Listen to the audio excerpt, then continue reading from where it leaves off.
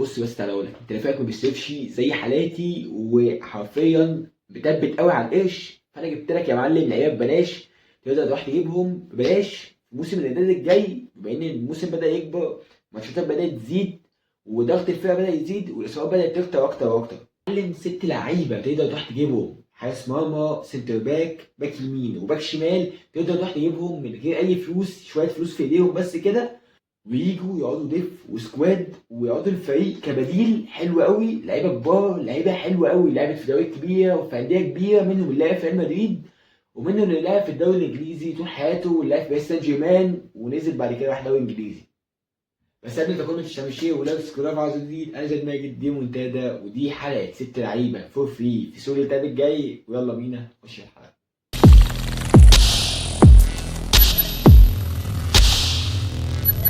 اول لاعب هو كيلو نافاس. كيلو نافاس ببلاش في الشتاء الجاي. كيلو نافاس حارس ريال مدريد، حارس باريس سان جيرمان، حارس نوتنجهام فورست، وحارس كوستاريكا. حرفيا كيلو نافاس كسكواد او كدف او كبديل هو حلو قوي.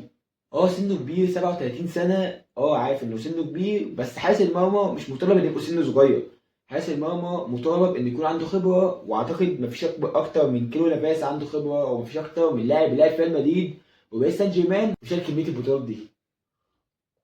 طيب نسيبنا من حارس المرمى ونطلع شويه على الباك اليمين والباك الشمال. الباك اليمين عندي هو امارتي، لاعب ليستر سيتي، 29 سنه، كدف قدامه سنه او اتنين او تلاته بالكتير. فلو دف قعد معاك 3 سنين ببلاش، انت جايبه من الصيف كلاعب كبديل تقدر تعتمد عليه في وقت اصابه او وقت حتى انك تريح لاعب تلعبه في الكاس، تلعبه في ماتشات مش مهمه. اكيد امارتي هيفيدك جدا كعامل خبره، انه لعب في البريمير ليج، لعب في الشامبيونز ليج، طلع خد الدوري مع ليستر سيتي في الموسم الانفجاري بتاع ليستر سيتي، اكيد انت ممكن تحتاج امارتي. الباك الشمال بقى هو زميل بالظبط كيلو نافاس. هما باين كانوا عاملين ديسكاونت على اللعيبه كلها في باريس سان جيرمان، فقال لك يا معلم نمشي كورزاوا. انا فاكر كورزاوا ده من 3 4 سنين كده، كان يا معلم بيقول لك والله كورزاوا ده ممكن يبقى احسن باك شمال ممكن في العالم، او في الدوري الفرنسي، او من احسن الباكات الشمال اللي في العالم. كورزاوا دلوقتي ببلاش بعد ما راح فولهام، وفولهام قالت له يا معلم لا والله مش محتاجينك معانا في الفريق. فكورزاوا ببلاش. كورزاوا مش كبير، كورزاوا 32 سنه، لو جبته كدف لحد يوصل 35. دلوقتي لعيبه بتلعب وهي اكتر من 35 سنه وماديه حلو، فاكيد كورزاوا انت لو جبته هيبقى دف حلو ليك قوي، تعتمد عليه عامل خبره باريس سان جيرمان والتشامبيونز ليج، وتعتمد عليه كلاعب حلو قوي انك تلعبه كدف وكبديل. نروح بقى السنتر باك. والسنتر باك حرفيا ينطبق عليه مثل يا عيني على الزمن لما بهدلوا الايام. حرفيا يا عيني على اللاعب ان يبقى من اعظم السنتر باك، وهو اعظم بالنسبه لي وبالنسبه لناس كتيره، اعظم سنتر باك جه في التاريخ.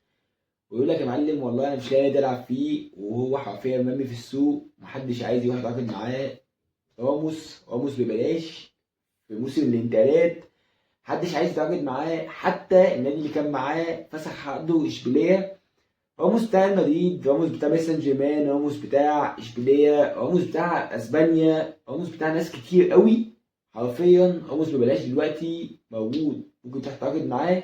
وكان في كلام خفيف كده ان الزمالك رايح يتعاقد معاه، فيعني اكيد لو فريق في الدوري الانجليزي مش كبير قوي، بس فريق في الدوري الانجليزي قال لك يا معلم والله انا عايز راموس، اكيد هيبقى احسن بكتير من انك تروح دوري اقل بكتير زي الدوري المصري.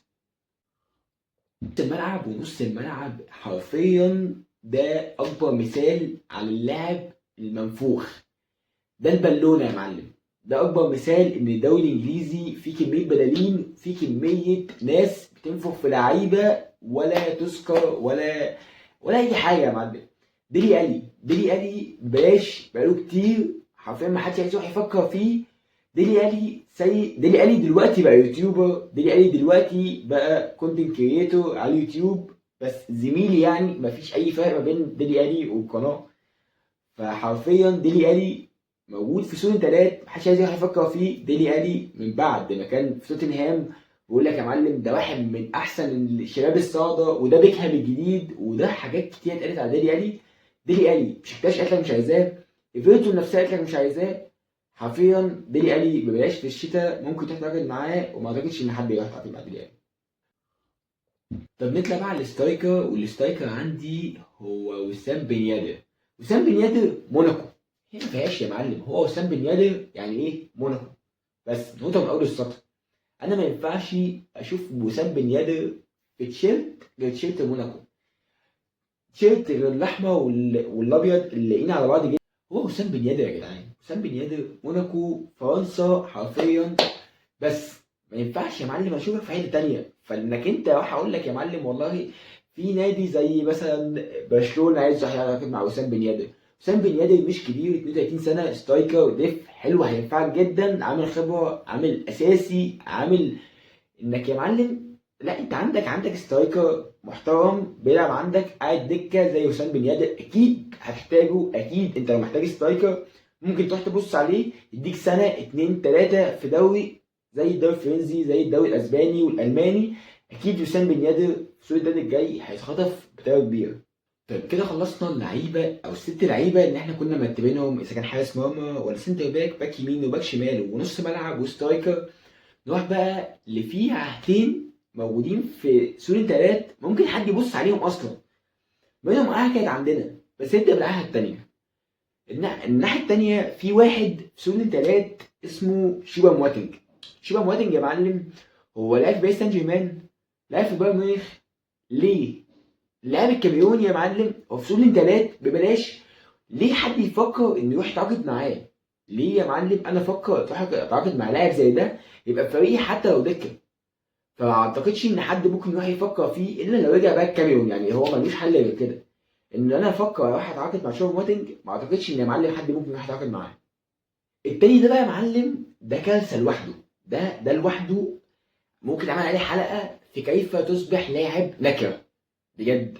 لان احنا جبنا اللاعب ده لبسناه رقم 7 عشان يبقى هو خليفه رونالدو، واول جون يجيبه جابه في روما، جابه زي رونالدو قطم وعمل اللي هي رجع لورا وحطها ار في البعيده دخل الجون.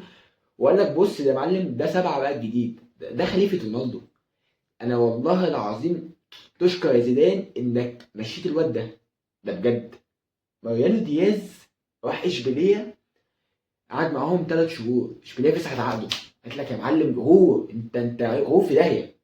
فبجد والله لا، وبيريز كل سنه كان يروح يجيبه، كان زيدان يمشي هو يجيبه تاني، زيدان يرجع يمشيه، اللي هو ايه يعني ايه العبط ده.